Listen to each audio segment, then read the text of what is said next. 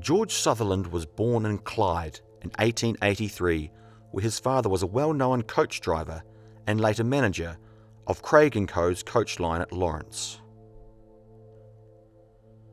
George attended Otago University for a time and qualified as an accountant. He married Mina Robbins in Gore in 1904, and the couple had 2 children by the time war was declared in August 1914.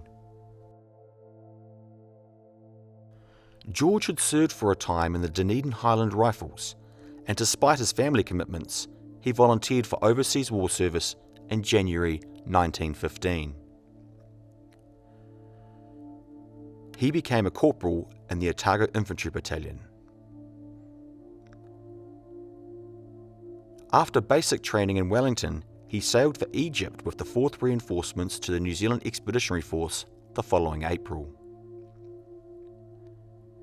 This coincided with the New Zealand infantry of the main body deploying to Gallipoli for the historic landing at Anzac Cove on 25 April 1915.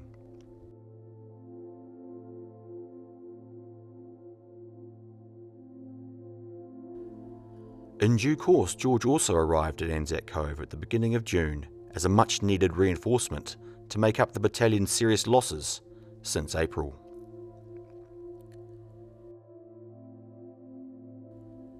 He survived the steady attrition of snipers and shelling, as well as the outbreak of disease as sanitary conditions on Gallipoli deteriorated through the hot summer months that followed. Then, at the beginning of August, came the last great offensive of the Gallipoli campaign, the attack on Chunuk Bair. George set off with the battalion on the night of 6 August, advancing up the Chilak Dairy towards the summit.